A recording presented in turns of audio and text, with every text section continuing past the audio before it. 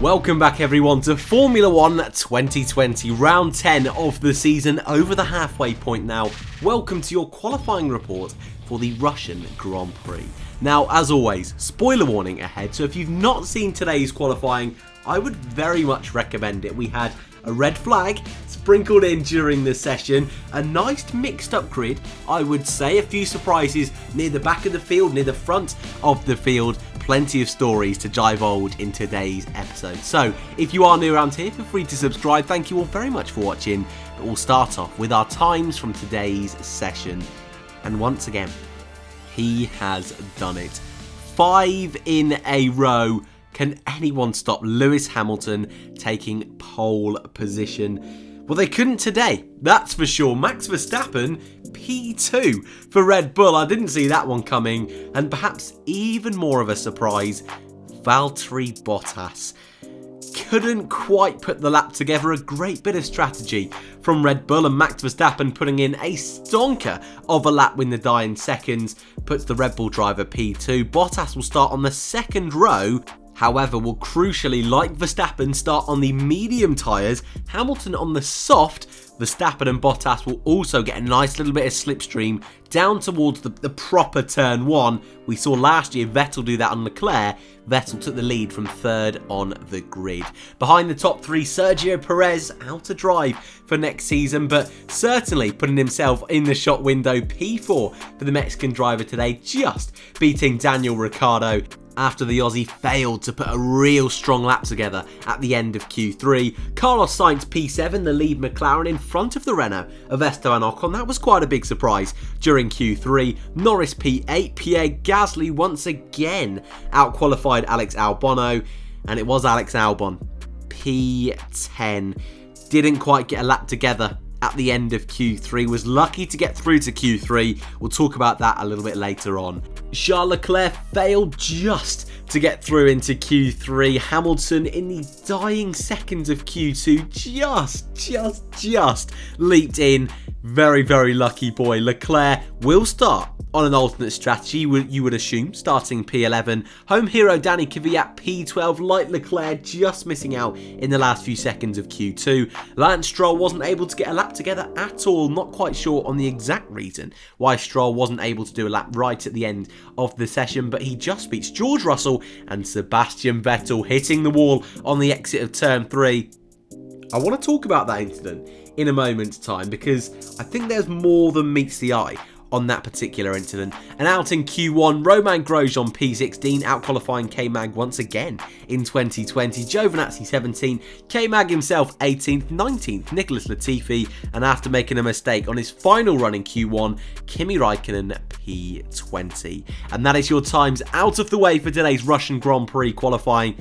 Let's go into our debrief, and sometimes we start from the front, sometimes we start from the back, but I think due to the nature of today's session, I want to naturally start from the back and work our way forwards, but more so just talk about Q1, then Q2 and Q3. And starting off with Q1, I think the main fight really was in that back group, like we traditionally see our 2 Haas cars, our 2 Alfa Romeos and our 2 Williams cars. And coming down to the wire, Esteban Ocon was actually looking like he might go out in Q1, which would have been a huge upset considering the pace of Renault all the way through this weekend. And it's a circuit where you look at some of the characteristics from Spa and Monza, you felt this would be the kind of circuit Renault would be able to excel at compared to other teams in that midfield. So Ocon left it a little bit touch and go, but put in a great lap at the end of the session up to P3. Danny Kvyat then went up to P3, and it was the fight of our traditional teams in that back group. Räikkönen made a mistake, making a little correction in through turn, what we're going to call 1 for this video. Technically, it's turn 2. Had a Spinella. Just had to completely abandon his lap. Ultimately P20, not for the first time this season, but Räikkönen, who had been on a good bit of form, I think he'll do better in the race tomorrow. Latifi crashed in first practice, wasn't able to get the new rear wing, so it was expected he'd go a little bit slower than George Russell. And though it seemed like Grosjean had just done enough to scrape through to Q2 for the second weekend running, Russell put in the lap of the weekend. Ridiculous. 1.2 seconds quicker than Nicholas Latifi. I think he finished 13th in Q1, beating both Ferraris, not just Seb Vettel, but also Charles Leclerc. George Russell, mega lap from the British driver. Grosjean, super unlucky. He'd been struggling all weekend. It seemed like finally something would go his way, but still a solid qualifying from Grosjean. Giovinazzi also, I want to quickly mention, for beating Kimi Raikkonen. Finally something's gone his way after a couple of difficult weekends for the Italian. Q2 then. That's when things really heated up. This is when this session went from an average qualifying to a proper tasty session, with Sebastian Vettel 2 minutes to go, losing it on the exit of turn 3/turn 4 over the sausage curb. Initially he turned in, it's a tight right-hander, is turn 4. Got a little bit too much curb, a little bit too greedy, lost the rear end, and then on the outside of the the exit of the corner, there's this long sausage curb, and I think it's really hard to see from the replays. I think Seb would have avoided the barrier if that sausage curb wasn't there, because it lifted up that car just enough to keep that momentum going. I'm not a fan of sausage curbs at all. I understand that's quite a dangerous corner anyway. We saw a big incident there last year on turn 1, but it seems a very strange decision with some of the incidents we've seen over the last few years with sausage curbs, just to keep using them. Not a fan. So poor Seb ends up in the barriers. His session's over. He's out in Q2 guaranteed. But at this stage, Lewis Hamilton hadn't actually set a lap. He was just about to, but it was 2 minutes 15 seconds to go. It was scramble time for most of the grid, all of them piling out of the pit lane when the red flag ended, trying to get the best spot. The 2 Red Bulls at the front, 2 AlphaTauris in behind, and I wasn't sure if they would just play the little game of F1 politics, maybe use Verstappen to back up the pack a little bit, let Albon go and potentially get through to Q3 like he did, because at the time Albon wasn't safe either. But I just wondered whether Verstappen would just play the mind games a little bit to hold up the Mercedes. But in all fairness, he didn't. Neither of the AlphaTauris did either. Hamilton just scraped through by the nick of his teeth. I think it was 2/10. I think Crofty said so. Very lucky. Pinpoint precision, if you want to go that route. Or, hey, he's a very lucky boy. Either way, he got through.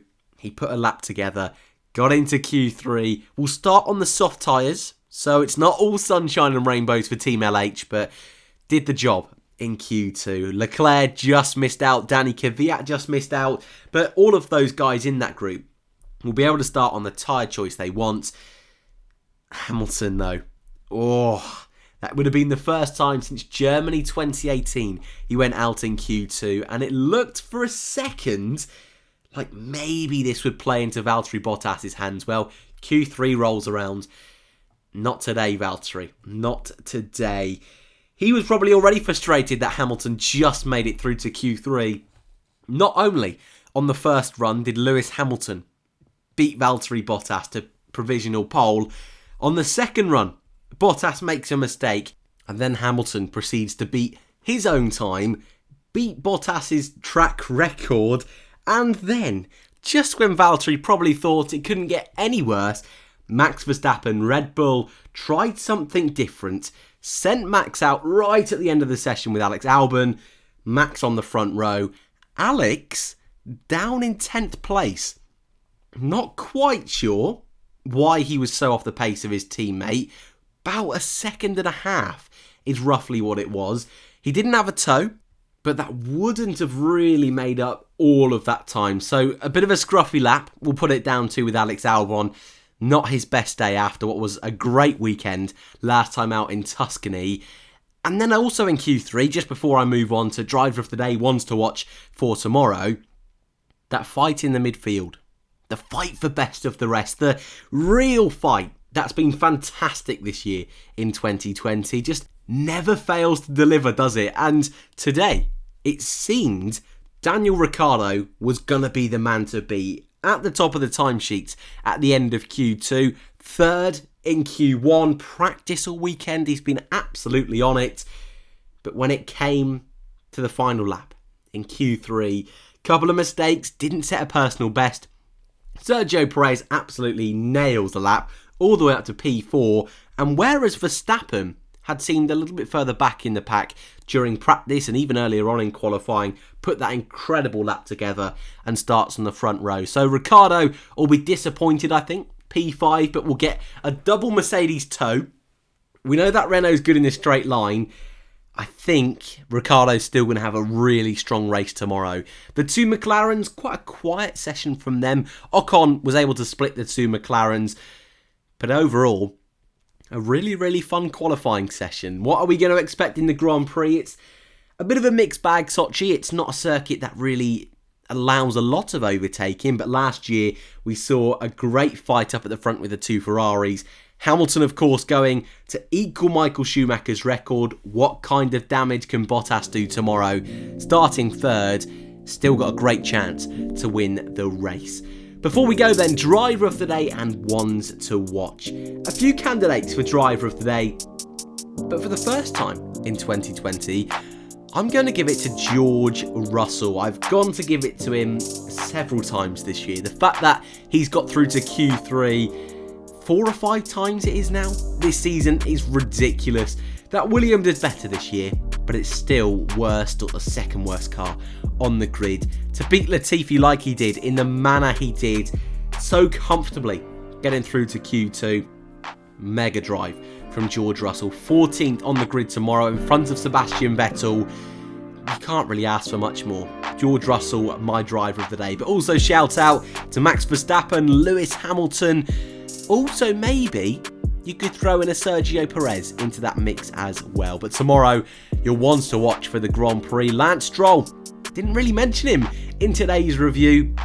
Really unlucky to not get out in the end of Q2. I think he would have had a really strong chance with that upgraded racing point. Could he have beat Valtteri Bottas? I don't think it's too far off of a shout, to be totally honest with you. Danny Kvyat, the home hero, starting P12 on that alternate strategy. He's got a lot to prove with Yuki Tsunoda having a really strong weekend in F2 once again. Daniel Ricciardo starting P5. I think he's going to be feisty on lap 1, but the man, he's got it all to do tomorrow. He's got a tow. Vettel went from 3rd to 1st last year. Can Bottas do the same this season? And that is your lot for your qualifying review here in Sochi.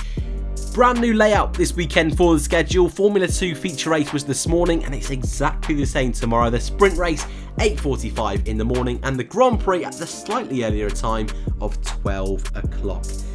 Hopefully you enjoy the race tomorrow. Hopefully it's an absolute banger. The last 2 Grand Prix have, so hopefully we're on a bit of a trend, ladies and gentlemen. But that is your lot for your qualifying review here in Sochi. Thank you all very much for watching. If you are new, feel free to subscribe and hope to see you all in the next one.